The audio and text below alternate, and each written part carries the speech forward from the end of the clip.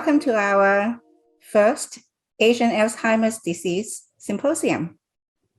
多謝各位今日嚟參加我哋呢個亞裔阿茲海默病研討會。呢個係第一部，總共有兩部嘅，今次係第一部。So this is part one of the symposium. There are two parts to it, and part two will be next month. Together with us today are two experts, and they came from two different supporting, collaborating institutions. One is the Memory and Aging Center of our Department of Neurology at UCSF, and the other one is the Alzheimer's Foundation. And then we have a third one with the third speaker coming in on the second part, and that's the Charles Kao Foundation for Alzheimer's Disease in Hong Kong. And so with us today, well, I am Diana Lau, the host for the symposium today, and I'm director of the Asian Health Institute. 咁咧就今日呢個阿茲海默病研討會咧，就總共有兩部分嘅。咁咧今日第一部分，咁我就係今日嘅主持，我就係加州大學舊金山分校亞裔健康研究院嘅主任。咁咧就總共咧就有三個機構同埋我哋一齊做呢個講座嘅。咁呢三個機構咧就係一個咧就係 UCSF 嘅老化同埋記憶同埋老化中心啦。第二個咧就係阿茲海默病嘅協會嘅美國嘅北加州同埋北羅蘭達州嘅分部啦。咁咧另外一個咧就係喺香港嘅高錕基金會。咁今日同埋我哋一齊嘅咧就係兩位腦科嘅專家，一位咧就係鄭立文醫生，一個咧就係歐小榮博士。咁咧鄭立文醫生咧就係喺台大畢業嘅，咁咧就係嚟咗 UCSF 呢度咧，而家就係喺 UCSF 嘅記憶老化中心，亦都係呢個UCSF 嘅神經病學嘅部門啦，就係做個助理兼職教授。咁咧歐小榮博士咧就係代表阿茲海默協會社區嘅，佢係嗰度嘅社區參與經理。So our two experts today are Dr. Li T and Dr. Xiaorong Ou. And Dr. T is the assistant professor in neurology in our UCSF Memory and Aging Center at UCSF. She's originally from Taiwan and graduated from the Taiwan National University. And so Dr. Ou is representing the Alzheimer's Foundation, the Northern California and Northern Nevada division, and she is the community engagement manager there. But she also is a scientist herself before this job, so we are very excited to have both of these experts here with us today. 咁我哋好高興呢兩位專家今日嚟同我哋做呢個講座嘅。So without much ado, I'm going to turn it over to Dr. T. I'm going to unshare the slides so that you can put in your own. Oh, this is just the agenda today, which you'll be hearing the faculties talking about in a little bit. So thank you. 今日大家好啦，今日真係好高興有呢個機會同大家一齊分享腦部方面嘅一啲同埋失智症方面嘅一啲知識啦。咁同埋都好感激Diana 博士同埋歐博士一齊嚟同埋佢哋嘅團隊一齊嚟俾我哋呢個機會同大家分享。So today, huge gratitude to Dr. Diana Lau and her team, as well as Dr. Ou, to give us this opportunity to share knowledge about brain health. So we are going to talk about brain aging and dementia today. 仲有我嘅廣東話係我第四個語言啦，所以如果我嘅發音唔係好標準嘅話，就請大家多多包涵下。OK。咁我哋第一個想同大家傾嘅就係乜嘢係老化啦。So the first thing we would like to talk about or share about is what is brain aging. So first, 第一個如果要了解乜嘢係腦部嘅老化嘅話咧，咁我哋就要知道科學家或者係醫學家係點樣睇老化呢個過程㗎啦。咁科學家一般嚟講咧，就會認為咧，老化有幾個特徵啦。第一個就係佢係慢慢咁變化嘅，而且咧佢嘅變化係你可以預測嘅。就係我哋就知道，如果你係老化嘅話，你嘅頭髮會變白，或者係你嘅骨會疏鬆，所以你係知道係點樣。大概係點樣嘅方向去變化嘅，而且呢個變化咧有兩個特徵啦，一個就係你嘅心肌會降低，第二個就係你嘅病嘅易感性會增加。乜嘢叫心肌會降低呢？好似你如果20歲嘅時候啦，你去跑馬拉松，同埋你80歲嘅時候去跑馬拉松嘅話，你一定係會覺得20歲嘅時候比較輕鬆一啲。所以你會覺得如果你嘅年齡越嚟越大嘅話咧，你嘅心肌就會慢慢降低。第二個就係你對病嘅易感性就會增加，所以你會比較容易得到感冒啊，或者係 COVID。咁好容易咧，因為呢方面嘅心肌同埋病嘅易感性變化咧，你就會因為一次嘅病就會行到人生嘅終點啦。So the one thing that when we start talking about brain aging, what we really need to know is that how biologists actually see aging. So there's a few characteristics that we think biologically aging possess, and it's basically what guides us in studying aging, the field of aging research.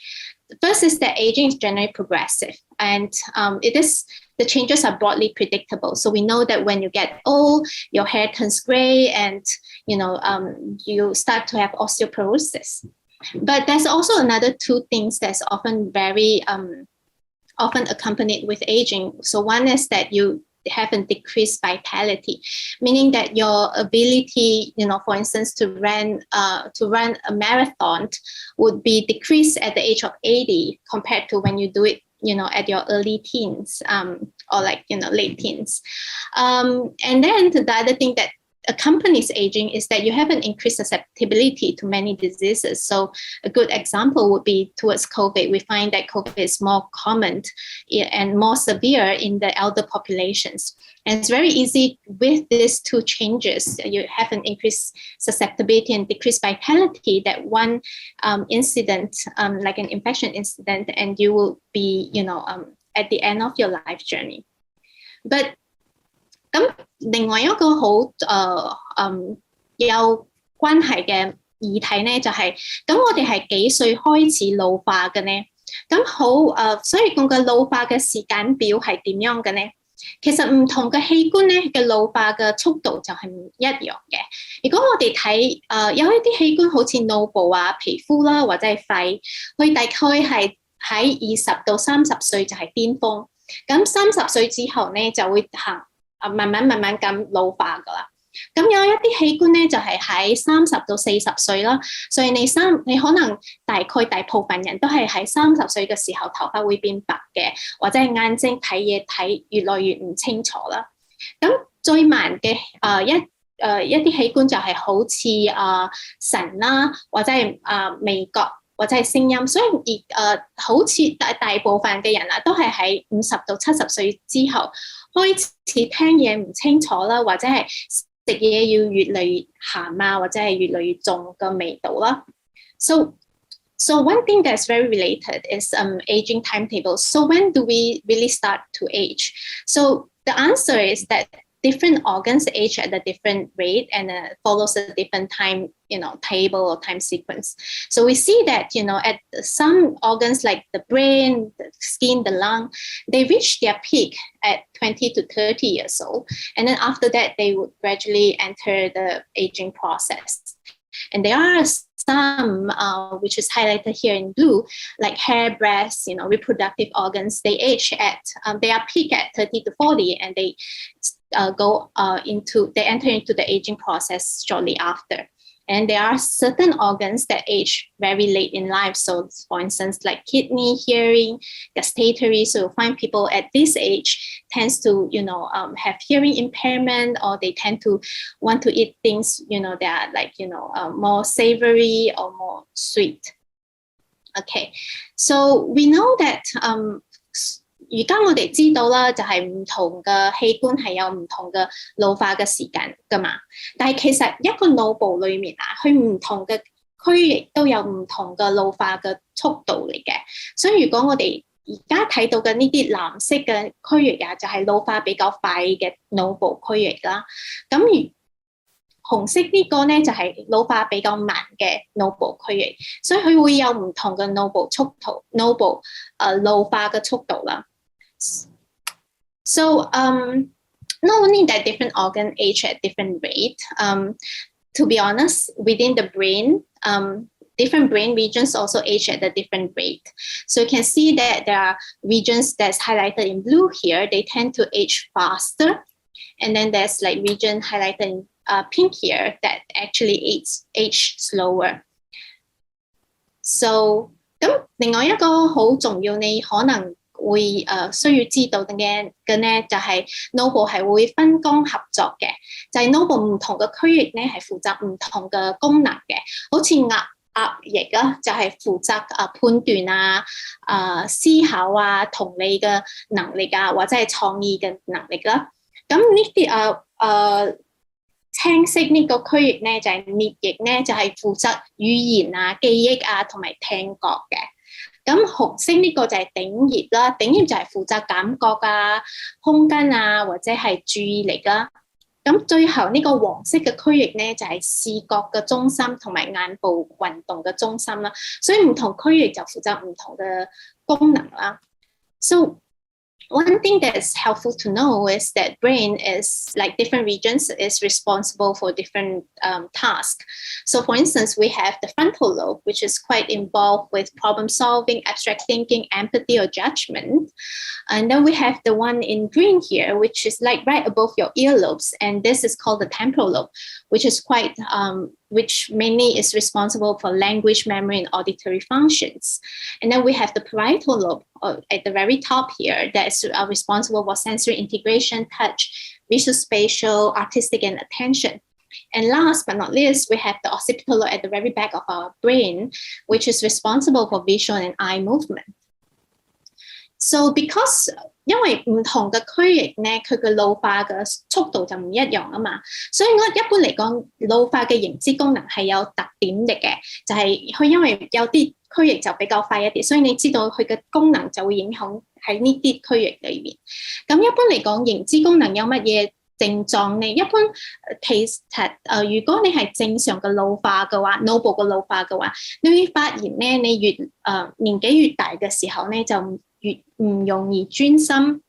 除咗唔容易專心之外咧，你可能越來越發現咧越來越困難一心多用。好似如果你一邊睇電視機一邊煮飯嘅話，你會發現呢個動作就越來越困難啦。仲有乜嘢咧？就係可能有啲人咧會發現有時咧自己會揾唔到個字，唔係講揾唔到平常嘅字，係揾唔到。可能你睇個明星，你知道你認得佢可能係個歌手，佢唱過乜嘢歌，但係咧如果你可能會揾唔到佢叫乜嘢名，咁如果人哋提醒你咧，你就會記得㗎啦。所以一般嚟講，佢可能唔係好容易咧提取一啲詞嘅，或者揾唔到嗰個詞啦。咁最後就係佢嘅聯想嘅學習嘅能力就會降低啦。好似如果你press 呢個 button 就會產生呢個結果。咁呢個連接嘅方面嘅能力咧，會隨年齡越大咧就越嚟越困難啦。So since different brain region age at a different rate, so there's a certain characteristic or pattern when it comes to normal brain aging and their cognitive symptoms. So for instance, what commonly we see in the normal aging population is that as they age, they struggle with maintaining attention and all multitasking. So it's harder for them to switch between tasks very frequently. It's also harder for them to find words and retrieve the words. So one example would be like you watch a movie like some time ago and you know that you watch a movie, can even narrate what happens in that movie, but you can't remember the title of the movie. But if someone actually cue you and say, oh, isn't that, XXX movie? They'll say, yes, that is the correct name for that movie. So this is very common with aging. The other one that's very common is associative learning. So meaning that if I press a button, it would, then constitute to a certain actions. And then so learning the relationship in between becomes harder in the aging population. So which is why for aging population, it's harder for them to learn new things. 但係咧，其實老化咧唔係冇好處嘅。其實老化有幾個我哋已經科學家已經發現嘅好處啦。第一個就係咧，佢越來越容易感到開心，所以佢有容易快樂。除咗容易快樂之外咧，佢就比較唔會感到有壓力，所以佢對於壓力嘅處理係比較好一啲嘅。所以好多人就會講啦，年齡越大就越有智慧，就越被人哋尊重啦，係咪？第二個好處就係咧，我哋知道佢嘅詞庫越來越大，就係佢認得嘅字越來越多。佢可能講唔出嚟呢個字係乜嘢，但係佢如果讀到或者睇到嘅話，佢會認得到比較多一啲。It doesn't mean so. In addition to having some cognitive changes, so it doesn't mean that aging doesn't come with some cognitive benefits. So first of all, we know that the aging populations are better at perceiving happiness, and they are also better at dealing with stress. So which is why we always say that elderly are more wise than the younger populations. The other thing that we know that comes with aging is that their vocabulary expand as they age. So they might not be able to produce the words or recall the words spontaneously, but the words that they are able to recognize is actually larger as they age. OK， 咁我哋而家講咗，腦部老化其實已經有一啲認知功能嘅變化啦。咁點樣同失智症去分呢？So we talked about, that's cognitive changes with aging. So one thing that, and we know that dementia also have cognitive changes. So how are we going to differentiate both this process? So, 咁最重要嘅咧就係時間啦。所以一般嚟講，一個人啊，如果開始得到失智症嘅話咧，佢一開始有一啲認知功能嘅變化啦。佢會喺7到10年啦，大部分嘅失智症喺7到10年就會行到人生嘅終點啦。所以佢會從有認知功能嘅變化到生活功能，其實有要人哋幫助啦，同埋咁慢慢就會有行為嘅變化。咁最後嘅幾年就需要人哋24小時嚟照顧啦，咁最後通常啦都係因為一啲感染啊，或者係跌倒啊，行到人生嘅終點嘅。So one main difference between aging and dementia is that the temporal changes. So for instance, most dementia diseases, they tend to be within 7 to 10 years till they reach the end of life journey. So they usually start with cognitive changes and then followed shortly by functional changes and then behavioral changes. And then in the last few years, they generally need like 24 hours around the clock care. And then in the end, they generally have some infection or fall, which then led to their demise. 醫學家咧就點樣定義失智症咧？一般嚟講有幾個重點啦。失智症係一個慢慢嘅變化嘅，所以佢唔會係琴日仲係好好，今日就失智症嘅，佢係慢慢咁出現嘅。咁佢最主要咧就係有伴隨認知或者係行為嘅變化啦。咁呢啲認知或者係行為嘅障礙啦，係會影響到佢嘅日常生活嘅人際關係或者係工作能力嘅。好，咁其實認知功能有好多種噶嘛，所以佢可能係影響到佢嘅記憶力，有啲人係影響到佢嘅判斷能力啊，或者係推理處理一啲比較複雜任務嘅能力啦。有啲人係影響到佢嘅視覺功能啦，有啲人係影響到佢嘅語言，咁有啲人係行為嘅方面嘅變化嘅。咁任何呢一種認知功能咧，如果嚴重到會影響到佢嘅日常生活嘅能力嘅話，咁我哋就會覺得佢可能有失智症啦。So how does clinician define dementia? So there's a few important points that we would consider. So first of all, dementia is a gradual, progressive, the process. So it's usually very insidious onset. So it would not be very sudden, like yesterday is still fine, today then suddenly he or she has cognitive changes, like very gradual. And usually the cognitive or behavioral changes is like severe enough to have interfere with their ability to function at work or perform their usual activities. And because cognitive and behavioral impairment can be so many different forms, so it can be either in like having forgetfulness or difficulty with executive functions, so they can handle complex tasks, or having judgment problems, or they have impaired visual spatial ability, impaired language, or changes in personality and behavior. So any of this kind can constitute to the dementia diagnosis. 咁而家喺呢度咧就同大家分享一個好容易搞亂嘅一個觀念啦，就係失智症係一個症狀嘅名嚟嘅，就係好似感冒咁一樣啦，就係你感冒係一個症狀症候群症狀嘅統稱啦。其實感冒後面係有好多種唔同嘅 virus 或者係 bacteria 嚟造成噶嘛。咁失智症係一樣咯，失智症係講你有呢啲認知功能啊，或者係性格嘅變化，但係可能有好多唔同嘅原因嘅。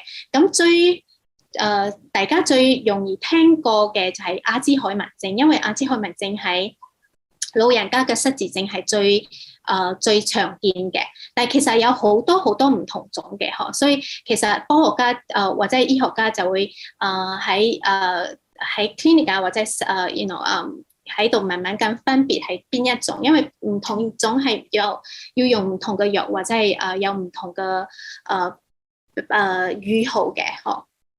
So one thing to note is that dementia is a generic term. It's a bit like cold. When you have a cold, there's a bunch of different etiologies that can lead to someone, having cold symptoms. So similarly, dementia is the same. There's many etiology underlying dementia. One that you most commonly probably have heard is Alzheimer's disease.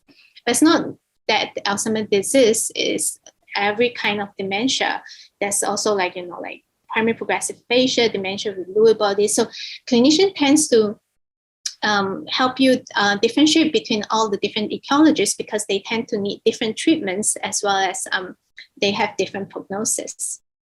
咁另外一個好重要嘅原因要分別嘅原因啦，就係因為唔同嘅失智症係有唔同嘅唔正常蛋白嘅堆積喺腦部裡面嘅。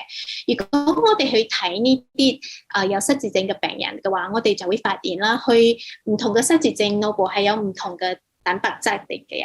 好似有阿茲海默症嘅病人就一般嚟講有呢啲澱粉蛋白同埋膠蛋白啦。咁帕金森嘅病人咧，帕金遜嘅病人就好容易有個 alpha synuclein 嘅蛋白啦 ，alpha 突觸核蛋白。咁好似個 frontotemporal dementia 啦，就好容易有 TDP-43 嘅蛋白啦。咁唔同嘅蛋白就中意喺唔同嘅唔同嘅腦部區域裡面堆積，咁佢會擴散到唔同嘅區域啦，所以佢就一般嚟講唔同嘅區域就有唔同嘅功能嘛，所以唔同嘅病就有唔同嘅認知功能嘅變化啦。So one other thing why we separate all these different etiologies because we know that different dementia syndrome tends to have different kind of abnormal protein deposition in their brain.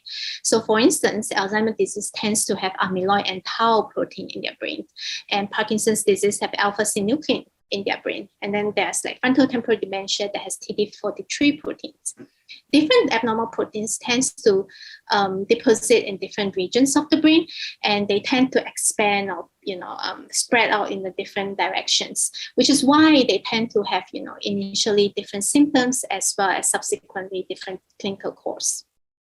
好，咁另外一個好想同大家分享嘅就係失智症之前嘅有乜嘢變化啦。So another thing that we like to talk about is that what are the pre-dementia stages that which is like kind of like more and more being emphasized in the research field these days. 第一個就係咧輕度認知障礙啦。咁輕度認知障礙簡單嚟講，你就係會可能是去係喺正常老化同埋失智症之間嘅一個 stage 啦。咁輕度認知功能就係講咧，你自己發現可能你有一啲認知功能嘅變化，而且你如果去做認知功能嘅測驗嘅時候咧，你可能分數有一啲低，但係唔到唔合格嘅程度嘅話，咁我哋就會講呢啲人係有輕度認知障礙啦。咁輕度認知障礙其實係好常見嘅喺比較年紀比較大嘅年紀比較大嘅長輩裏面啦。好似如果你嘅身邊有人係80到84歲 percent 嘅人會有輕度認知障礙，就係4個人裏面1個人就會有輕度認知障礙嘅。咁代表咧，佢喺5年內咧被診斷為失智症嘅機會係比其他嘅人高3倍㗎啦。但係咧，唔係講你有輕度認知障礙，你就一定會產生失智症，只係講你嘅風險比較低。因為其實我哋研究都有發現咧，大概14到56% 嘅人咧係喺呢3年內都唔會改變嘅。Okay, so one stage pre-dementia is called mild cognitive impairment. So you can basically think of it as like the intermediate stage between aging and dementia. And we generally refer them as, people that felt they have cognitive changes. And if we were to do cognitive assessment, we find that they scored a bit lower than average, but not to the point where they are like, at the disease stage.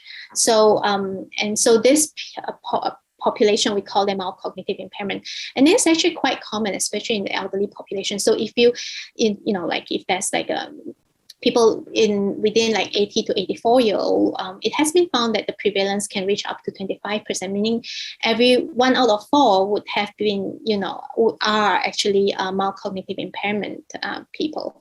And what does it mean? So it means that, they are 3 times more likely to develop dementia in the next few years. But it doesn't mean that it is a disease state. So we also found that people with mild cognitive impairment, they are like, based on different study, but, there are like 14 to 56% of them that remain stationary for the next few years.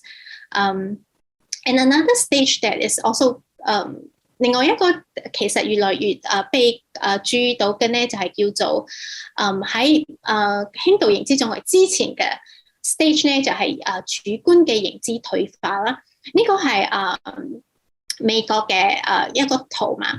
咁如果45歲以上嘅話咧，有幾多嘅人會覺得自己有主觀認知退化咧？但係如果喺加州嘅話，會到 11.7%， 其實好高嘅。咁一般嚟講，如果你有主觀嘅認知退化，你就係覺得自己呢幾年嘅認知功能係越來越降低嘅。但係我哋如果去做測驗嘅話咧，你係正常嘅，咁我哋就叫呢啲人主觀認知退化。佢喺未來幾年啦，會比其他人 1.5 倍高被診斷為失智症啦。而且如果佢係年紀大過60歲，佢呢啲認知變化係呢近5年先有嘅。身邊嘅人都有發覺到一樣嘅變化嘅話，或者係佢有做一啲檢查，發現到佢腦部有一啲澱粉蛋白同埋膠蛋白嘅堆積嘅話，咁呢啲人就更加高嘅機會喺未來幾年咧產生失智症啦。So another stage is very common being discussed recently, which is like probably prior to mild cognitive impairment stage, is the subjective cognitive decline. So basically, we refer to people that believe that they have cognitive changes, but when we do cognitive assessment, they are within the normal range, then we call them subjective cognitive decline.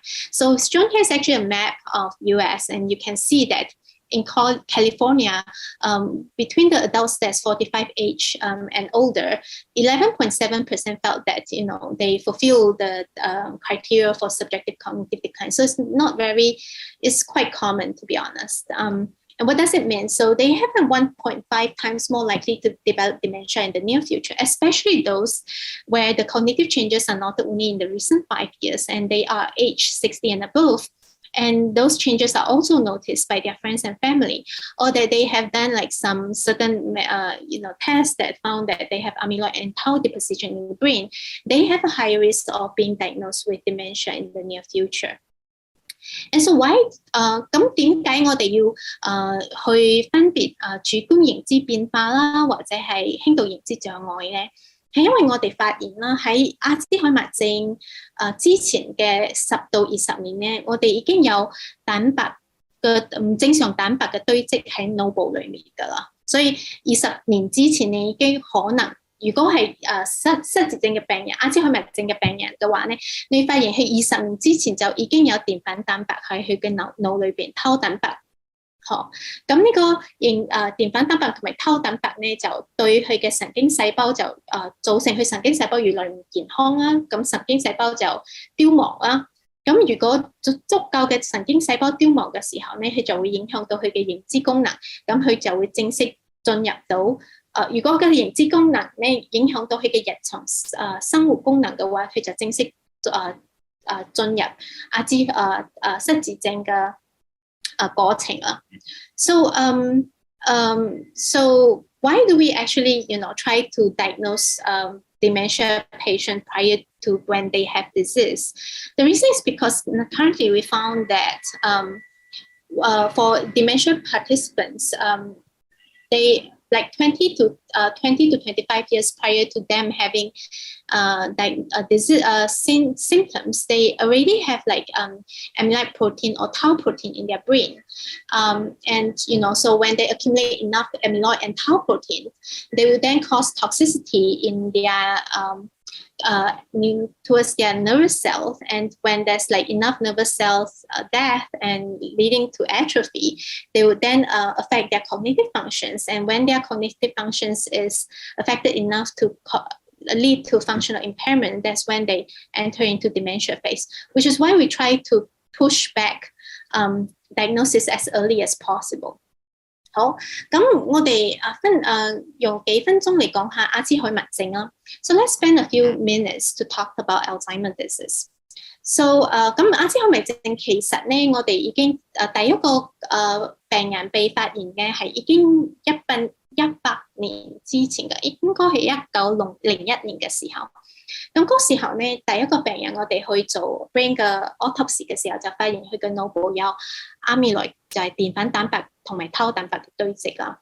咁佢嘅呢個蛋白兩個合起嚟咧，就好容易造成一個地方叫海馬回嘅萎縮，就係越來越少啦。咁呢個地方點解重要呢？因為海馬回係負責產生新嘅記憶嘅，就係你遇到一件事，佢會幫你產生佢記憶，放到喺腦部適合嘅地方，就係海馬回負責嘅。所以點解阿茲海默症有記憶力嘅問題，就係佢冇辦法產生新嘅記憶啦。So Alzheimer is like a disease, first recognized in 1901. So it's a very old disease. And at the very first case, when they did a brain autopsy, they found that the patient has amyloid and tau protein in their brain. And in combination, this protein caused hippocampus atrophy. And hippocampus is particularly important because hippocampus help us form new memory. So when you encounter something, it helps you form memory to store in the other brain regions. And so without it, you tend to have difficulty in forming new memories. That's why you have recent memory loss. 咁其實咧，記憶力有分好多種嘅。我哋有情緒記憶啦，好似你會唔會記得點樣踩單車啦？我哋有瞬時記憶啦，就係好似人哋同你講佢電話號碼嘅時候，你就可以記得咁寫低喺嗰張紙裏面啦。仲有預擬記憶啦，就係好似你知道蘋果係叫乜蘋果係乜嘢shape 啊，係乜嘢色啊，咁係乜嘢 texture 啊？咁你睇到唔同嘅蘋果嘅時候，你都係知道佢係蘋果啦。咁同埋有近期記憶啦，好似上個禮拜你同邊個食飯啊，發生咗乜嘢事啊，或者係長期記憶啦，好似你小學喺邊度讀啦。咁阿茲海默症係影響到邊一種咧？There are different types of memory. So, for instance, we have procedural memory that help us, like for instance, remembering how to bike a bicycle. This is procedural memory. We don't need to relearn it every time we bike a bicycle. And then there's like immediate memory, like someone tells you a string of numbers, and then you write it down. You actually store it in your immediate memory.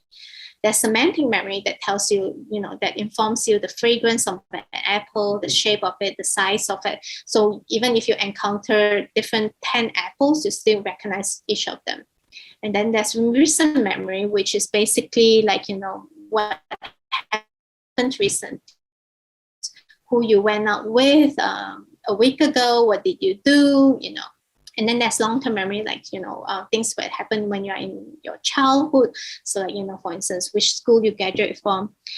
咁阿茲海默症係影響到其中最影響到嘅咧就係近期記憶啦。所以佢一般嚟講，最早嘅時候咧，佢近期記憶係唔記得嘅，所以但係長期記憶係好嘅，所以佢知道佢小學嘅時候咧，或者係小學嘅朋友係邊個，但係佢近期上個禮拜發生嘅事佢就唔記得啦。咁比較嚴重嘅時候就會影響到長期記憶啦，咁嚴重嘅時候就會影響到瞬時記憶同埋預擬記憶，最後先至會影響到情緒記憶。所以你會發現啊，阿茲海默症到好後尾都識得踩單車啊，識得點樣搭公車嘅。好，咁除咗記憶嘅問題之外咧，佢會有一心多用嘅問題啦，佢會比較難自己要主動去做一啲嘢啦，所以佢嘅動力比較差一啲，佢推理能力都會比較差一啲，而且佢一般嚟講可能唔知道自己有病嘅，所以好多時候係家人帶佢嚟嘅。一般嚟講，帶佢嚟之後咧，佢會講：哎呀，你點解講我有問題啊？其實我冇問題嘅，所以佢比較冇認識到自己會有認知功能嘅變化。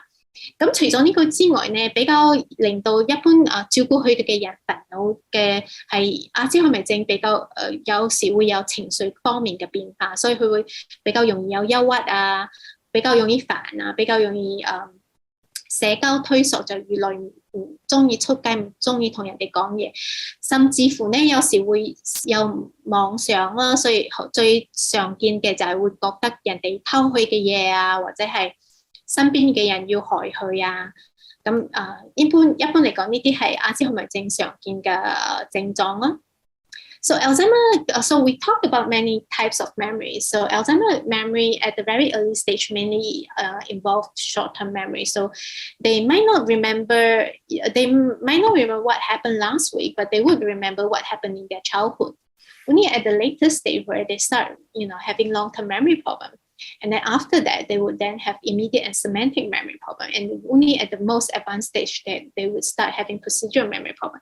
So even at the very late stage of Alzheimer's disease, they still know how to bike a bicycle.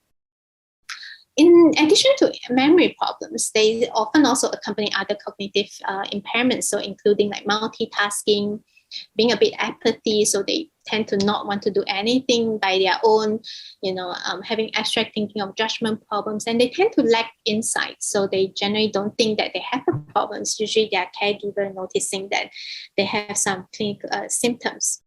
And the other thing that often, makes it hard to take care of them is that they often also tends to have a lot of mood changes. For instance, they get a bit more anxious, they are more depressed, so end up they are actually more socially withdrawn. In some cases, they might even have, paranoid delusions or even hallucinations. One of the most common one that we commonly encounter in clinics is that, they tend to think people are stealing their things because they kind of forget where they put them, so they often misplace their belongings, or they tend to, suspect their spouse is cheating on them.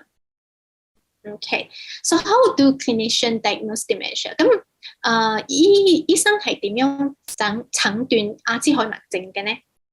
咁第一個就係你會懷疑佢有阿茲海默症啦，所以你需要符合失智症嘅定義啦。我哋剛才有講過。咁除咗呢個之外咧，一般嚟講，我哋覺得佢最初同埋最明顯咧，就係會影響到記憶能力啦。咁除咗記憶能力，一般嚟講，我哋希望有另外一個認知功能嘅變化，所以佢可能係語言啊、視覺空間嘅概念啊，或者係執行能力嘅變化。咁所以when would a clinician start suspecting one has Alzheimer dementia? So in addition to fulfilling the dementia diagnosis that we mentioned earlier, in general, we expect them to have two cognitive domain impairments. So one of it, we generally would like them to have amnestic presentations, so they have memory problems. And we need another one. So the non-amnestic presentations would, generally include language problems, visual spatial problems, or executive functions. Okay. 咁醫生如果懷疑啦，你有阿茲海默症嘅時候，佢一般嚟講，第二個會做嘅嘢就係請你去抽血檢查。點解要抽血檢查咧？因為有啲身體嘅狀況咧，會好似阿茲海默症，好似如果你個維他命 B12嘅缺乏啦，或者係甲狀腺嘅低下嘅話咧，你都可能會好似有阿茲海默症嘅症狀嘅。咁呢啲係我哋講係 reversible 嘅，就係可以改善嘅原因。如果你補充你嘅 B12啊，或者係補充你甲狀腺嘅荷爾蒙啊，咁你就會正常翻嘅。所以呢個係好重要嘅，尤其是喺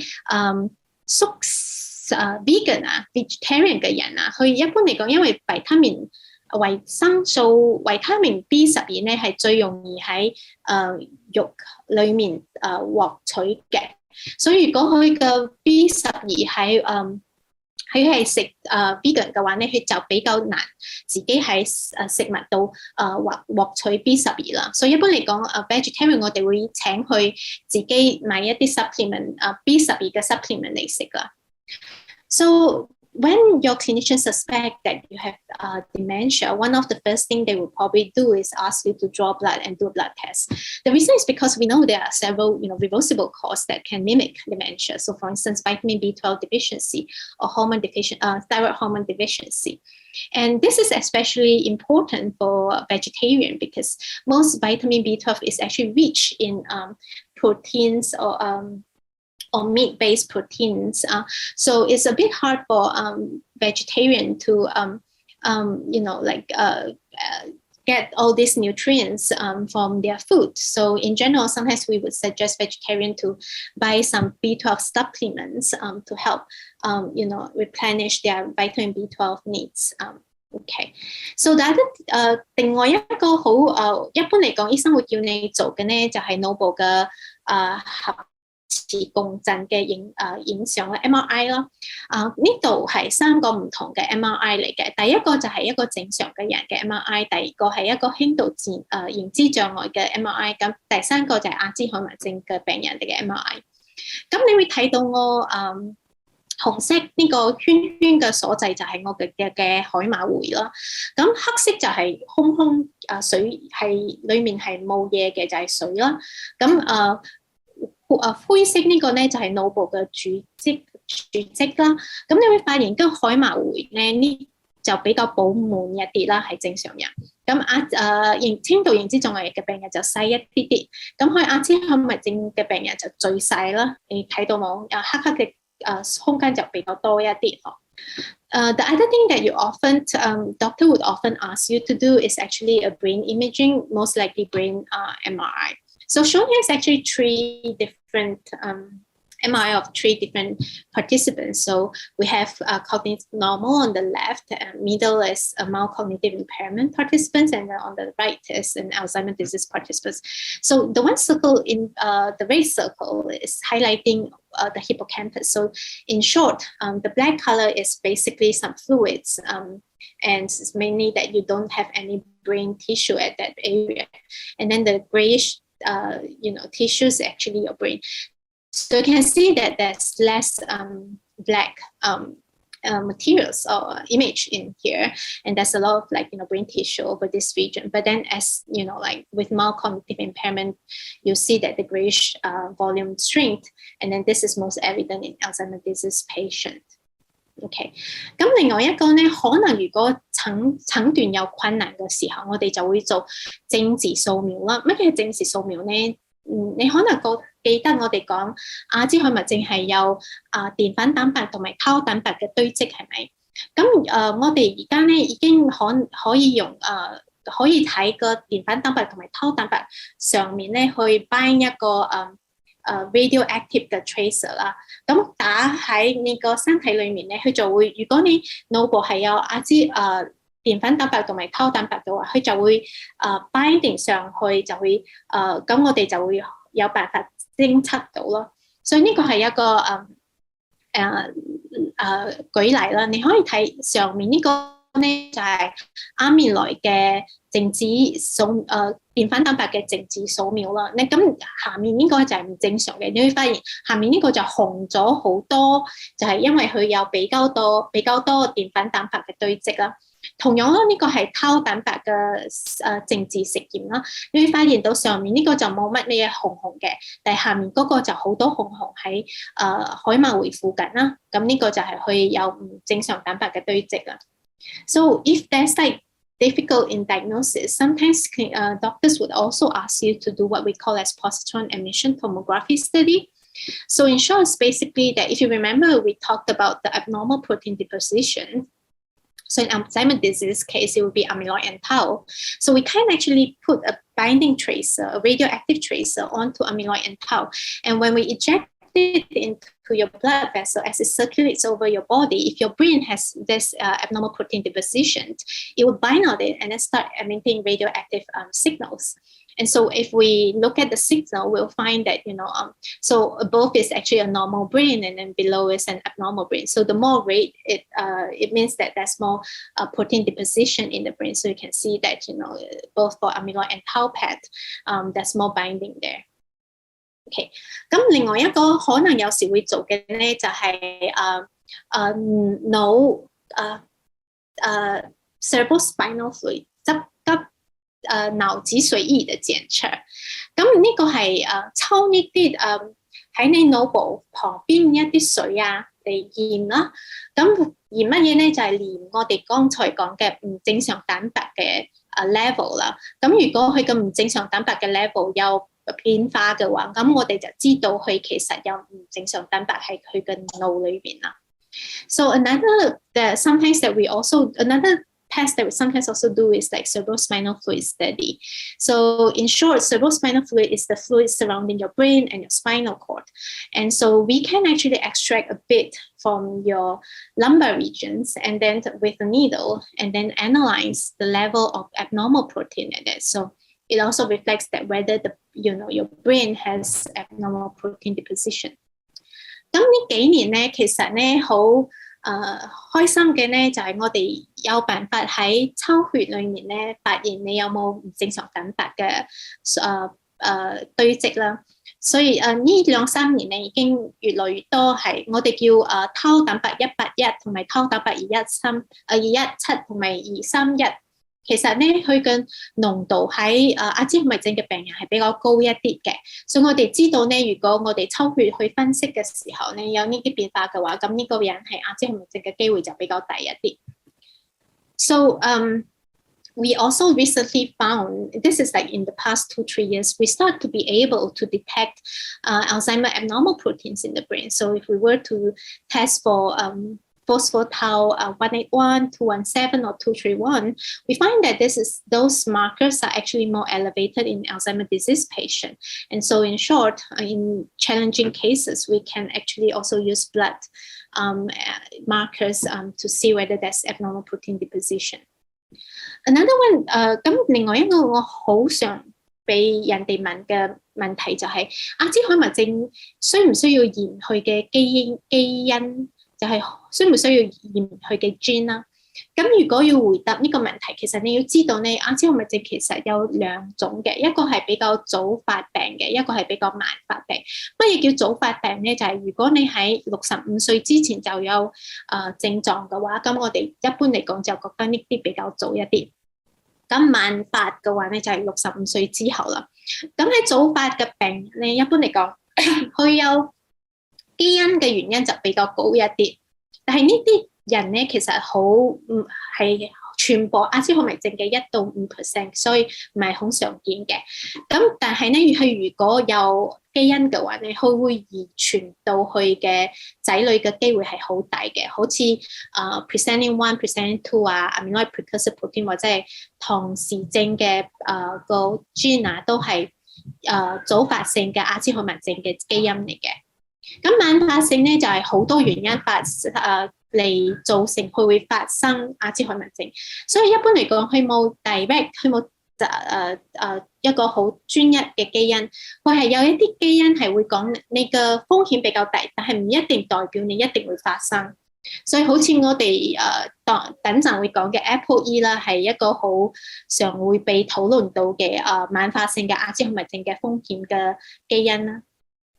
Okay, so one thing that we often being asked is that when we have Alzheimer's disease, do we need to test our gene?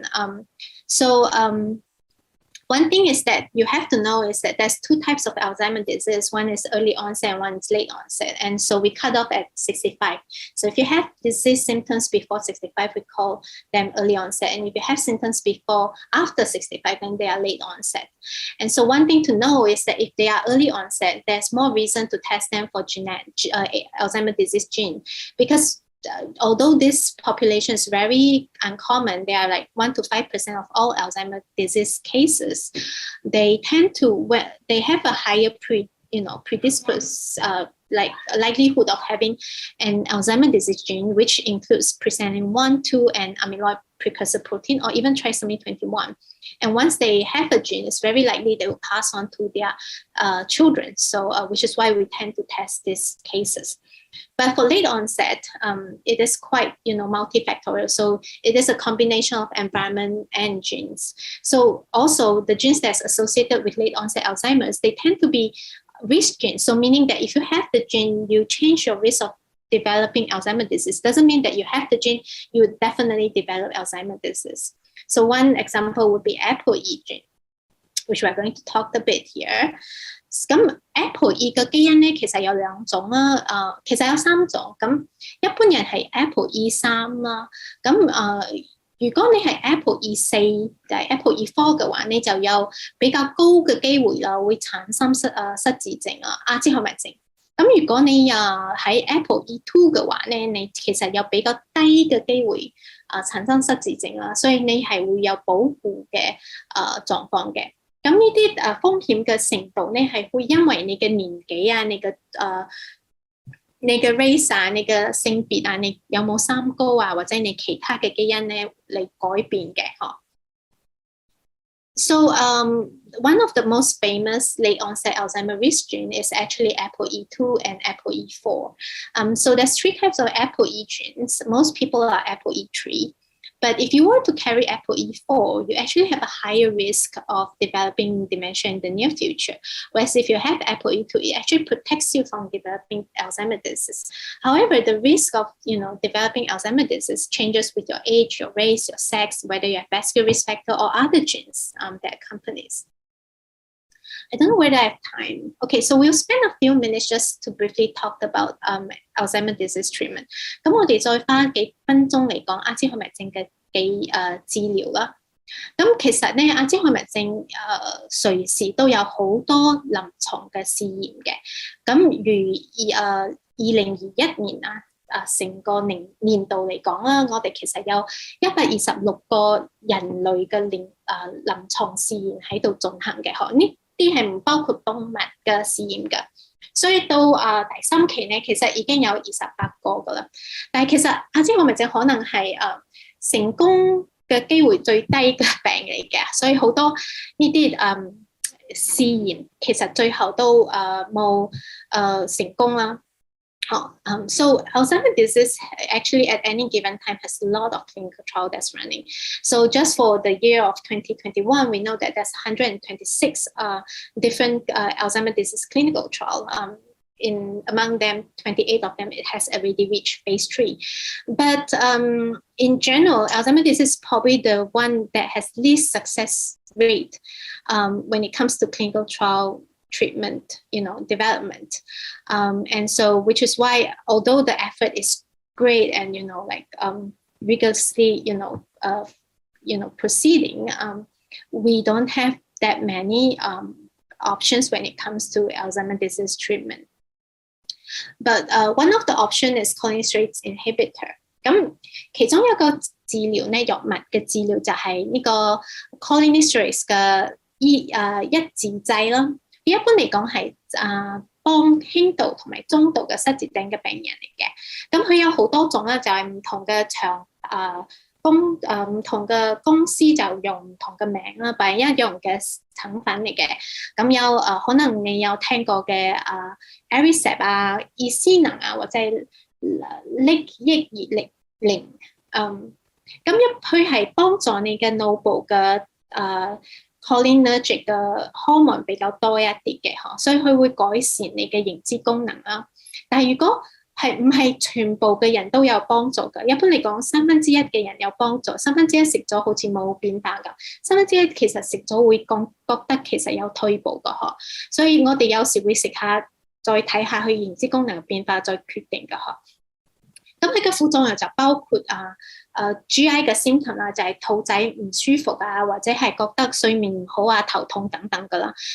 有啲人其實食咗會心跳變慢啦，所以有時我哋會叫病人去做一個心電圖嚟 check 下有冇心臟嘅問題先開始食嘅嗬。So one of the treatment that we know is helpful for mild and moderate dementia patient is actually cholinesterase inhibitor. And there's like 4 types, and then it's called different names based on different brands. In general, we know that it increases the cholinergic neurotransmitters in the brain and help improve cognition. And listed here are some of the side effects. So it's mainly GI symptoms and also like nightmares as well as headache.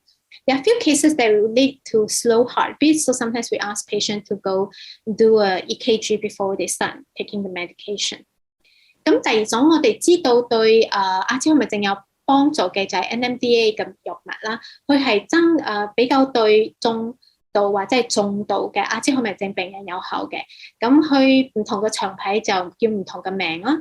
佢係一般嚟講，因為我哋嘅大腦係阿茲海默症嘅時候咧，佢嘅谷氨酸會過度咁興奮，咁就會造成神經嘅毒性啦，所以我哋就會降低呢個反應。所以佢嘅副作用其實都唔係好高嘅，比cholinesterase低一啲啲啦。咁有時我哋會合併喺中度嘅病人一齊同 cholinesterase inhibitor 一齊試用啦。So the other medication that we know is also helpful for moderate and severe AD cases is actually NMDA antagonist. And so listed here is the 2 different brands that we commonly use. It's basically to decrease the hyperacceptability of glutamate that can create neurotoxicity. They generally have less side effect compared to cholinesterase inhibitor, and sometimes in like moderate stage patient, we use it together with Aricept. Okay, so in the interest of time, I'm going to be briefed here. So there are some new drugs that you may have heard of recently that we know that's targeting amyloid protein to take out the abnormal protein deposition in the brain. So it has been really helpful in showing that, to clear off all the amyloid and tau protein that accompanies Alzheimer's disease, but it has not been very successful in showing cognitive function improvement. It only shows that, in very high dosage and very mild patient, there might be some improvement, but only in one of the study, which is why there's a bit of some controversies surrounding this medication. 咁一個比較你新嘅藥，你可能有聽過嘅就係抗澱粉蛋白嘅藥物啦。我哋一般嚟講，因為阿茲海默症有呢啲唔正常嘅蛋白，咁佢就去清除呢啲唔正常蛋白。咁佢清除唔正常蛋白嘅效果其實幾好下嘅，但係幫助認知功能咧就唔係好有效果啦。所以因為咁樣咧，所以之前FDA approve 呢個藥物嘅時候就引起好多討論啦。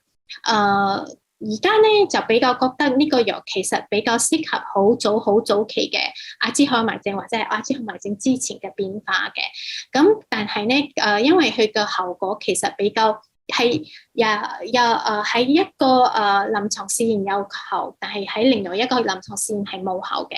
所以而家咧佢哋喺 run 緊Stage 4 Phase 4嘅 clinical trial， 喺只要喺特別嘅人就係好早，而且佢嘅amyloid 同埋 tau protein 係好明顯有堆積嘅時候，先至會考慮試用。如果比較嚴重嘅都唔會再考慮試用，因為比較嚴重嘅病人已經係去 clinical trial 發現效果其實好輕微嘅嗬。咁你如果有興趣知道更多嘅話咧，其實我哋呢邊有一個 web link 啦。我哋中心嘅 web link， 我哋會一直咁update 啦，所以你可以去睇個最新嘅news 啦。咁但係除咗呢個藥之外咧，仲有其他個 anti-amyloid 抗類澱粉蛋白嘅藥咧，係好有希望嘅，好似我哋 show 呢兩個咁樣啦。所以我哋喺而家係觀望佢哋嘅最後嘅 Phase 3嘅結果啦。So one of the anti-amyloid drug, aducanumab, there's a lot of controversy surrounding it. FDA tried kind of approve the medications, but then kind of also scale it down to more early or mild cases, because on those that are severe, it has been shown even in their own clinical trial that it has not been very effective. But because that only one of the clinical trial of the two Phase 3 trials showed some significant changes, currently it is mainly restricted for Phase 4, so like very specific groups of Alzheimer's disease, other criteria as well, just to fulfill to actually take the medications. So we have this web link here to continuously updating information about aducanumab. But one thing we also know is that there are other anti-amyloid medications Phase 3 trial running that we think are also quite hopeful. So we are very anxiously waiting their Phase 3 results. I have one last thing that I wanted to share. Mainly is that Alzheimer's disease is also not only about pharmacological treatment. There's many things that we can do to prevent dementia, and it's listed here. So early life is education, and later in midlife is hearing loss, traumatic brain injury, hypertension, alcohol consumption, obesity. And then later in life is actually smoking, depression, social isolation, physical inactivity, air pollution, and diabetes, which all accounts to 40%. So meaning that 40% of your dementia risk is something that you can actually decide. 咁最重要我而家今日好似冇時間同大家分享，但係最重要我希望大家知道嘅呢，就係好多生活方式其實好有辦法改變你嘅得到失智症嘅風險嘅。其中就係你喺好細嘅時候呢，你讀書讀幾多啦？仲有你中年嘅時候啦，你聽力點樣啊？你腦部有冇受傷過？你嘅血壓好唔好啊？或者你有係咪飲好多酒啊？或者你嘅體重係咪好高啊？咁呢啲都會影響到你得到失智症嘅機會嘅。咁最好就係你年紀比較大嘅時候，你有冇食煙啊？你有冇憂鬱啊？你有冇社交啊？你有冇運動啊？或者你空氣好唔好啊？你有冇糖尿病？呢啲咧都可以影響到你會唔會得到失智症。加埋啊，係40%，就係40%，你會唔會得到失智症係你自己可以控制嘅呵。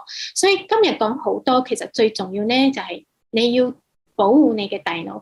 可能我哋今日冇機會詳細咁講每一個會影響到失智症嘅重點啦，但係我呢度有 list 喺度，所以有興趣嘅話咧，你可以reach out 同我哋 email 啊，我哋其實之前有一啲 video 咧係有講呢個 topic 嘅，可以同大家分享下嘅。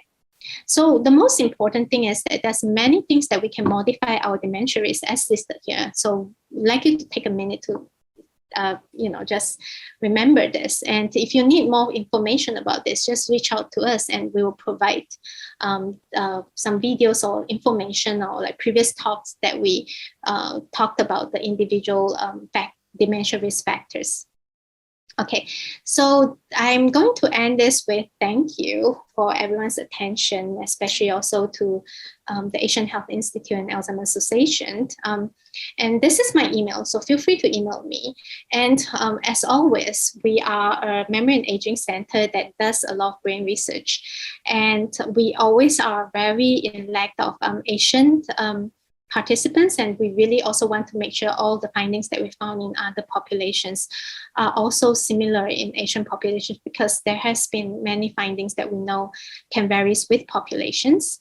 So if you are interested in learning about what research we have all kinds of research, and if you are interested in participating, please email our research coordinator, Diana May, and she will provide further information.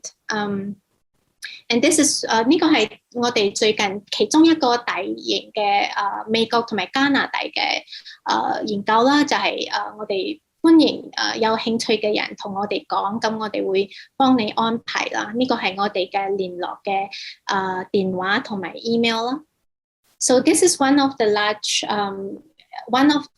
research that we are also recruiting. So we basically invite all Asian Americans 60 years and above to participate, to understand the genetic and lifestyle risk factor for Alzheimer's in these populations.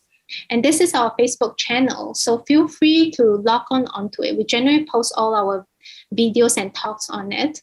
呢個係我哋嘅 Facebook 嘅網站啦，佢係中文嚟嘅，所以你如果有興趣嘅話，你可以 join， 咁佢上面有好多我哋嘅 video 啊，同埋 event 同埋新嘅研究嘅消息等等都會分享喺上面啦。咁今日新仔係多謝大家，咁唔好意思，好似有啲時間有一啲冇把握到好 ，thank you。So thank you, Dr. T. Great talk. 我哋好多謝 Dr. T. 佢係講得非常之好咯，喺百忙之中抽時間同我哋做呢個講座。Thank you so much. Without further ado, we're going to introduce our next speaker, Dr. Xiaorong Ou from the Alzheimer's Association. Dr. Ou is the Community Engagement Manager for Diversity, Equity and Inclusion at the Alzheimer's Association. 我哋係介紹周小榮博士，歐博士咧就係阿茲海默症協會嘅社區參與經理。咁咧歐博士咧就其實喺中山大學畢業嘅喎，咁咧就但係咧就喺呢個腦科生物學嗰度咧就係攞咗個博士學位，係喺呢個南加州大學嗰度攞學位嘅，跟住就去呢個威斯康辛州嗰度係繼續做博士後嘅工作啦，研究。咁佢咧就係一個好資深嘅生物學嘅研究員嚟嘅，係喺腦科同埋呢個老年相關嘅神經科學方面做呢個研究嘅。So let me introduce Dr. Xiaorong Ou, who actually is a basic biologist. She has done research and has worked in genetics and science and graduated from University of Southern California with a PhD in neurobiology. And so we are fortunate to have Dr. Ou here to share with us what is new and important in the Alzheimer's disease research. Thank you, Diana. And also Asian Health Institute for giving me the opportunity to talk about the tremendous gains that have been made in the understanding of the science underlying Alzheimer's and other dementia. These advances are leading to a great stride in the strategy for preventions, diagnostics and therapeutic intervention. The Alzheimer's Association, as a global leader in research, mobilizing the field to advance the vision of a world without Alzheimer's and all other dimensions. 咁今日咧就好多謝戴安娜啦，就同埋Asian Health Institute 即係亞裔健康研究所咧，俾我呢個機會嚟討論我哋喺了解阿茲海默症同埋其他失智症背後嘅一啲科學啊，同埋基礎生物學方面取得嘅進展。咁呢啲進步咧，令到我哋喺預防啊，同埋診斷或者係治療干預方面咧，就取得好大嘅進步。咁阿茲海默症協會咧，作為喺呢個研究領域裏邊最大嘅非營利嘅機構，咁正努力咁推進一個冇阿茲海默症嘅或者係其他所有失智症嘅未來。The Alzheimer's Association is relentless in its work to enhance care and support for people living with the disease, and the association also seeks to leverage research to eventually eradicate Alzheimer's. 咁我哋嘅宗旨咧係藉由加速呢個全球嘅研究，推動風險降低同埋一啲早期嘅發現，咁可以最大程度咁對受影響嘅人咧提供最優質嘅照護同埋支持，咁最終咧係消除呢個阿茲海默症嘅。Alzheimer's disease is not a typical agent, and it has many causes and risk factors. There are some risk factors that may be out of our control. The non-modifiable risk factors, such as age, genes, or family history or race, which may involve biology and social determinants of health. But some risk factors can be controlled. These are called the modifiable risk factors.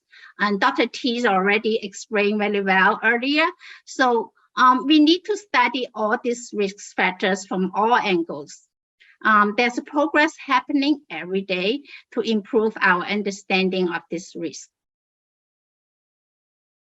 咁阿茲海默症咧就唔係正常嘅衰老㗎，我哋講佢有好多原因同埋風險因素啦。咁其中有一啲風險因素咧，我哋係冇辦法控制嘅。咁呢啲唔可以改變嘅風險因素，比如話係你嘅年齡啦，你嘅基因啦，或者係你一啲家族嘅病史啊，或者你所屬於嘅種族啊、民族啊，或者係涉及到一啲生物學或者社會決定嘅因素。咁有一啲因素咧就係可以控制嘅，我哋稱之為可以改變嘅風險因素。咁頭先Dr. T 咧已經講咗好詳細啦，咁我就喺呢度亦冇咩時間可以重複。咁我哋對呢啲風險因素嘅了解嘅深度咧係有差異嘅，有啲我哋可能了解好多，有啲我哋只係了解一啲皮毛。咁我哋需要從所有嘅角度咧嚟研究呢啲風險。因為研究咧從來都冇停止嘅，咁所以我哋風險嘅了解咧，亦都係每天都喺度進步緊。咁 at any given moment, research is happening. We are the largest non-profit funder of research on Alzheimer's disease and related research funding. We are number 3 in the world, only behind the Chinese government and the US government. So global impact, we have like over 300 million active and committed funding for more than 920 research projects in 45 countries across 6 continents. 咁我哋講咧，阿茲海默症協會係世界上最大嘅阿茲海默症研究嘅非營利嘅資助者。咁喺全球影響力最大嘅非營利組織裏邊，我哋阿茲海默症研究嘅資金支持咧，僅僅係次於中國政府同埋美國政府。咁超過3億美元嘅活躍嘅同埋承諾嘅資金咧，係用於40 5個國家，超過920個研究項目咧，跨越咗6大洲咁多嘅。The Alzheimer Association has been instrumental in advocating for increase in federal funding for research, which allow for more researchers to get funded and accelerated scientific discoveries. We have increased federal funding for Alzheimer's and dementia research at the NIH. Our advocacy effort recently helped secure over $3.5 billion in federal funding for Alzheimer research for this year. 咁我哋講咧，阿茲海默症協會一直都係喺度倡導增加呢個聯邦嘅研究資助啦，咁會使到更多嘅研究人員咧可以得到資助進行佢哋嘅研究，並且加速呢個科學嘅發現啦。我哋而家正係努力咁創造住一個前所未有嘅勢頭，就係將阿茲海默症同埋失智症嘅公眾討論咧提升為美國嘅頭等大事嚇。咁我哋嘅倡導咧令到 NIH對阿茲海默症同埋失智症嘅研究嘅聯邦資助咧係逐年咁增加嘅。你睇到喺呢度從2013年，我最初10年之前加入阿茲海默症協會嘅時候，呢個聯邦嘅資助咧係唔夠5億美金嘅。咁目前咧到今年咧係超過35億美元咁多嘅，用於阿茲海默症同埋相關嘅失智症嘅研究。There's an exciting time in research. One of the areas exciting research is in the biomarkers and early detection and tools and technologies. These tools will change our experience in the doctor's office. Dr. T already mentioned about it earlier.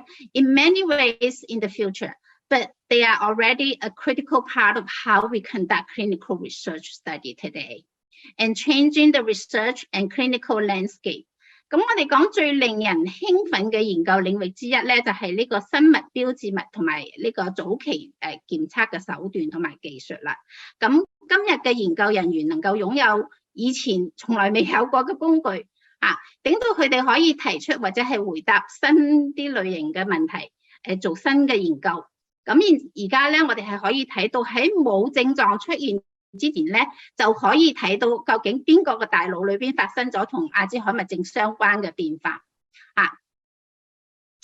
We learn more and more every day about Alzheimer's, even how it will be diagnosed in changing, and allow us to detect it earlier so we can probably intervene earlier. We used to only diagnose individual at a later stage of the disease, like once the symptoms already show up, and then you go to see a doctor, and then doctor trying to, find out what happens. But biomarkers have shifted paradigms through brain image and biofluid analysis. We now know that clinical symptoms of cognitive impairment may be due to change that are occurring like 10 to 20 years before the symptoms. 咁我哋以前咧就係對我哋而家每天對阿茲海默症嘅了解越嚟越多咧，咁我哋嘅診斷方式咧亦都係發生咗變化嘅。咁佢令到我哋可以更早咁發現呢個病，咁我哋可以適當咁進行一啲早期嘅干預。咁生物標誌物咧確實係幫助我哋咧實現呢個診斷嘅現代化。咁生物標誌物已經通過腦成像同埋生物流體分析改變咗我哋診斷嘅方式咁我哋而家知道咧，好多認知障礙嘅臨床症狀咧，可能係源於我哋大腦同埋身體喺症狀出現之前嘅10年到20年嘅時候已經發生嘅變化。咁呢啲咁呢個發現咧就為潛在嘅預防咧提供咗機會啦。如果我哋可以確定邊啲人最有可能患上呢個認知障礙或者係失智症，咁未來咧我哋就可以用呢啲工具嚟幫助我哋進行早期嘅診斷，咁更早咁開始呢個治療，或者係透過早期嘅干預嚟降低風險。咁頭先 Dr. T 有提到我哋以前好多嘅呢個 clinical trial 即係臨床試驗都唔成功嘅。咁我哋認為咧就係好多時候我哋開始呢個干預係太遲啦，即係開工已經冇回頭箭啦，即係已經你喺度中後期嘅時候先發現呢個呢啲症狀，咁你先 enroll 呢啲人去試呢啲藥物嘅時候，好多時候就會係失敗嘅。Most of the mechanisms involved Alzheimer's are being investigated in clinical trials. Although amyloid, tau, and brain cell death as the hallmarks of Alzheimer's, there are many other mechanisms involved in the disease. These include processes like communication between the brain cells, the removal of the aggregated proteins, and change in the molecules that the brain cells use to talk to each other. Some changes in the expression of the gene in the brain cells, and some is the energy use changes, some is the oxidative stress, change in the blood vessel that supply the brain, and also like activation of the immune cells in the brains. 咁我哋講阿茲海默症咧，涉及好多嘅機制咧，正在臨床試驗裏邊進行研究嘅。咁雖然 A beta 澱粉樣蛋白啊、tau 蛋白啊，或者係腦細胞嘅死亡咧，係我哋知道嘅。阿茲海默症嘅標誌咧，其實呢個病咧仲涉及好多其他嘅機制嘅，比如講係腦細胞之間嘅一啲溝通啦，或者係點樣去除一啲聚集嘅蛋白啦，或者係腦細胞用嚟互相交流嘅一啲分子嘅變化。咁有腦細胞基因嘅表達嘅變化啦，或者係佢能源使用嘅變化啦，有啲係一啲氧化應激啊，同埋供應大腦嘅血管嘅變化，同埋點樣去激活大腦裏邊嘅免疫細胞。咁我哋點解講呢啲阿茲海默症係一個同你嘅年齡有關嘅疾病，就係因為隨住你嘅年紀越嚟越大咧，你嘅身體咧係好多方面都係發生咗變化嘅，所以我哋唔可以單單係睇緊嗰個 beta amyloid 啊，或者係 tau protein 啊咁嚟揾佢即係有啲咩點解會有得呢個病。好多時候有好多個科學家認為呢個 A beta 同埋 tau 蛋白咧，有可能唔係佢嘅原因，只係一個結果嚟嘅。咁所以你想去清除呢啲嘢咧，或者佢個效果係唔係咁有用嘅。咁 for risk reduction, research suggests the combining multiple health factors may be the most impactful. Research suggests up to 40% of dementia cases could be prevented or delayed by targeting the modifiable risk factors. 咁頭先即係 Dr. T 已經提到過啦。In combining multiple health factors may be the most impactful. 咁我哋講咧，研究表明咧，高達40%嘅失智症病例咧，係可以透過一啲可改變嘅呢個風險因素嘅干預咧，嚟得以預防或者係延遲嘅。咁而最有效嘅策略咧，可能係多種呢啲咁嘅健康因素嘅結合。Lifestyle intervention to modify risk developing mild cognitive impairment and dementia are being actively studied. We need to continue to learn more about if these approaches as an intervention strategies that will actually work.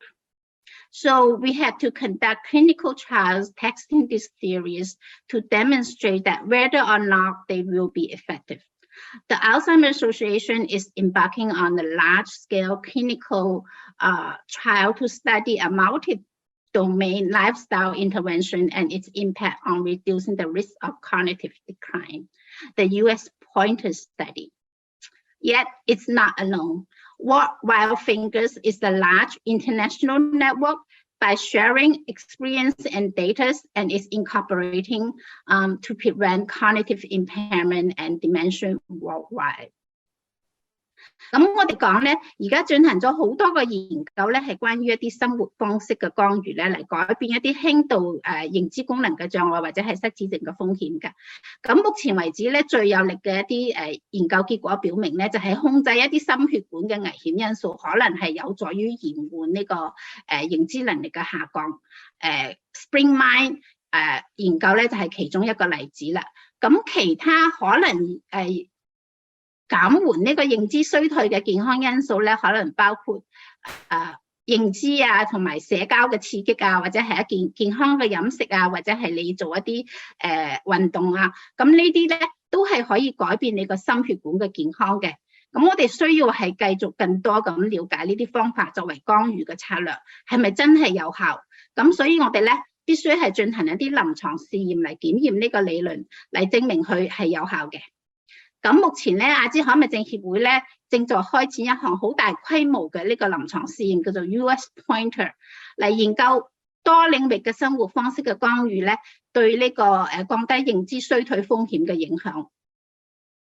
但係咧，我哋講US Pointer 咧並唔係唯一嘅一個臨床試驗喺度做緊嘅。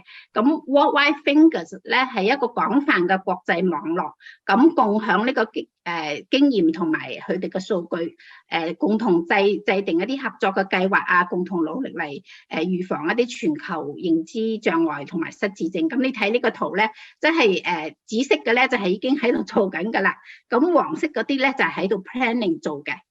所以幾乎咧係 cover 咗即係世界上大部分嘅地方啦。One of the biggest hurdle to find treatment for Alzheimer's disease and other dementia is getting a variety of people of diverse racial and ethical background to enroll and engage in clinical trial. There's always a need for inclusion in this clinical trial. It is estimated that over 38,000 participants are required to complete all the clinical trial related to Alzheimer's and dementias. To find solution that will work for all, we need to have everyone to be part of this critical research. So how can you be part of the solution? You can get involved today by signing up for a clinical trial. Clinical trial are booking for like healthy volunteers too. So Alzheimer's Association offers you an easy way to find a study that might be a right fit for you or even your someone in your family. It's called Trial Match. It's a free clinical trial match services, but it's important to know that it does not sign you up for clinical trial, but it connects you with clinical studies that give you an easy way to control how you search for studies. 咁我哋講咧，臨床試驗咧總係需要有人嚟參與嘅。我哋喺度即係尋找阿茲海默症同埋其他失智症嘅治療方法嘅一個最大嘅障礙咧，除咗研究基金之外咧，研究資金之外咧，就係呢個冇足夠嘅人嚟參與臨床試驗嘅。而且我哋係需要有唔同種族同埋民族背景嘅人咧嚟註冊參與呢啲臨床試驗咁得到嘅結果咧，先係適用於所有嘅人。咁據目前估計咧，完成當前所有嘅試驗咧，係需要38,000名參與者。為咗揾到對所有人都有效嘅解決方案咧，咁我哋需要每個人都參與其中嘅。咁你點樣可以成為呢個解決方案嘅一部分咧？咁你可以通過報名參加臨床試驗今日參與其中臨床試驗咧，亦都係唔係話你有病先去參與嘅。即係健康嘅志願者咧，我哋都係需要嘅。咁我哋阿茲海默症協會咧，就為你提供一個簡單嘅方法，可以揾到適合你嘅家人嘅研究嘅 trial match 呢個就係一個臨床試驗嘅匹配。To be able to slow and change the trajectory of the disease will have a major impact. All of the science we have been discussing today boil down to an effort to change the trajectory of the disease. And we believe that we can develop a treatment by, if we can develop by 2025, that means if you can, through some medicine or through some lifestyle intervention that can delay the onset of the Alzheimer's disease by 5 years, then it's projected that almost like 5.7 million of people expected to develop the disease by 2050 would not. 咁我哋講咧，通過研究嚟改變阿茲海默症嘅發展軌跡嘅意義係好重大嘅。我哋今日所討論嘅所有嘅科學咧，都歸結於改變阿茲海默症同其他失智症嘅發展軌跡嘅努力。咁我哋相信咧，如果我哋係能夠喺2025年之前開發出一種辦法，即係可以將呢個阿茲海默症發病嘅時間咧推前5年嘅時候咧，咁我哋預計咧到2050年咧就可能有即係570萬嘅人可以避免患上呢個阿茲海默症。咁呢個咧將係對無數嘅家庭咧都產生好大嘅影響，亦都有助於緩解我哋社會目前迫在眉睫嘅一啲公共衛生嘅危機啦。Believe it or not, I'm just scratching the surface of the research that happening right now. To have more research news or viewpoints or the resources at your fingertip, and you can go on to the our science hub. You can on your cell phone, you can download the app, or you can go on the website of ALC/science hub. 如果你想知道更多嘅一啲研究嘅即係最新嘅 news 啊，同埋我哋嘅即係想法啊，或者係一啲資源咧，你可以上我哋嘅 Science Hub 啦，或者係上我哋阿茲海默症嘅網站或者係撥打我哋800嘅電話。咁呢個係我哋呢個電話咧係24小時開通嘅，任何時候你都可以撥打呢個電話嘅。There's a hope in research, and Alzheimer's Association is leading the global research community. It is a very exciting time in research right now, and there's new tools and technology being developed every day to detect, diagnose disease, and better understand the brain.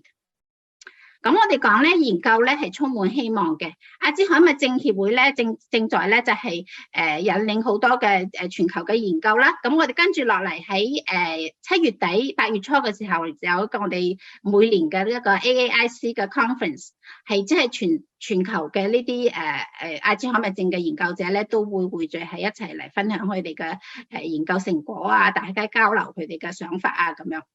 大家有興趣咧，亦都可以register 嚟參加嘅。咁我哋講每日都有新嘅工具同埋技術開發出嚟檢測呢個病或者係診斷呢個病。咁我哋希望咧，你今日離開呢度咧就可以知道，即係仲係好有希望嘅新嘅研究咧，就一定會出現。我哋應該非常之樂觀。咁今日非常之多謝Diana 同埋UCSF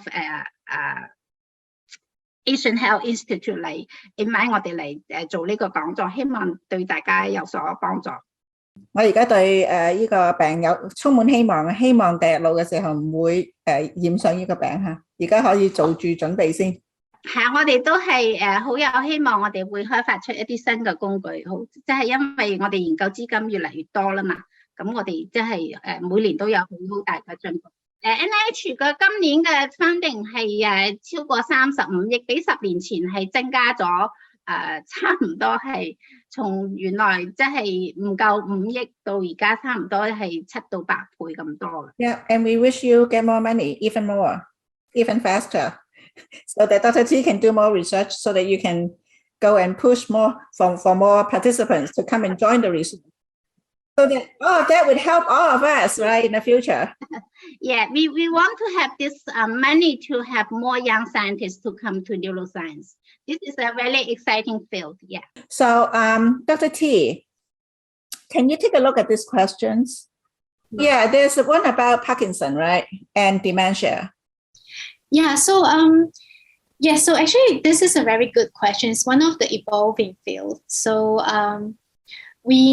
Parkinson's disease is one of the neurodegenerative diseases that has a longer disease course. We have patients that goes up to 20 years, and we always have focus on the motoric symptoms of this disease.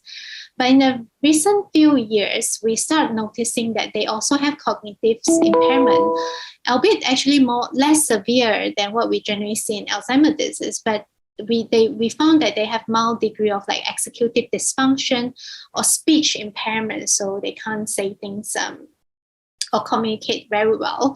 And it's actually more common than we expected. Some study goes up to 80% of Parkinson's disease patients during the disease course were found to have a lower level of cognitive functions. So yes, and so we call them Parkinson's related dementia. And there has been increasingly more and more study on it. And the calling history sometimes can be helpful as well. So which is why there's a lot of studies on how to prevent it, but also how to treat it. I see. And then the other questions you answer for Patricia, that she asked about tests. Do we have any tests, language appropriate tests? Yeah, this is a very good question. It's actually one of my research focus. So one of the things that we wanted we are doing actually at the moment. We also have NIH grant and Alzheimer's Association grant on this.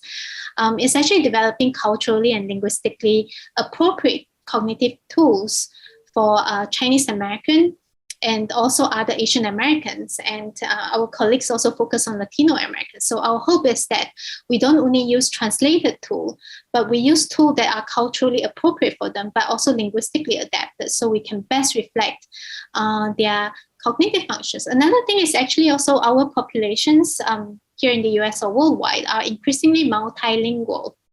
So one of the things we also do in our research center is finding what language they should be tested in. So we calculate their language dominance and try to find that, like which language they're most dominant in. It doesn't necessarily has to be their native language.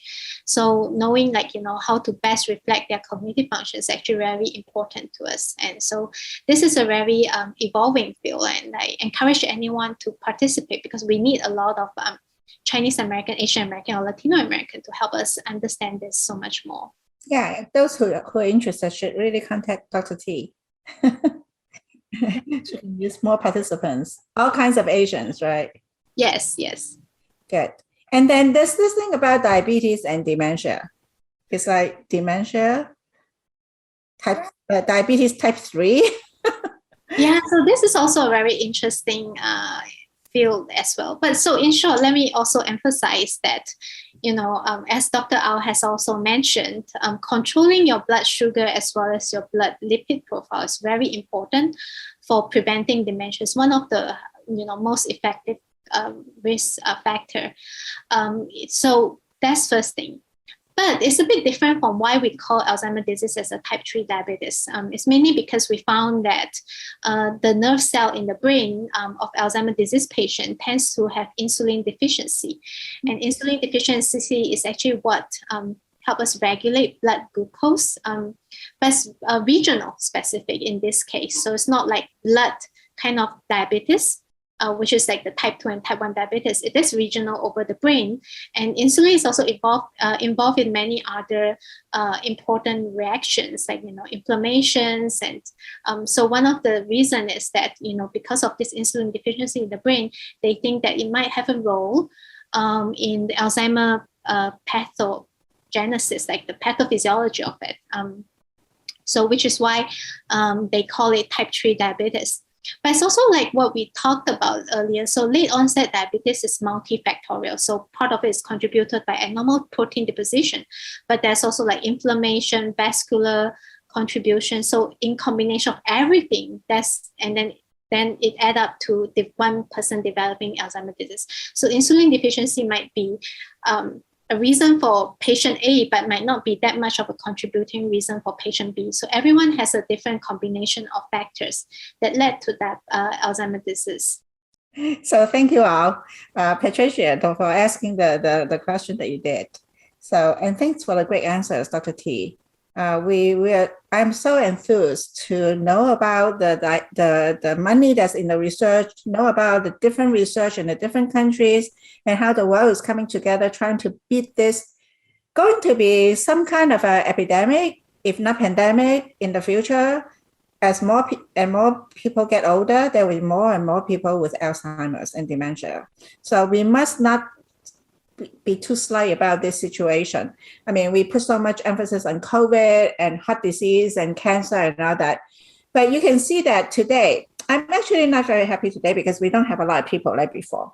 And it's telling me that people don't think it's very serious now, very important, because it's something that they worry about. They will come and join the webinar, no doubt that we have had hundreds of people. And then I wonder why do we not have that many people today? But it's also telling me that people are not putting enough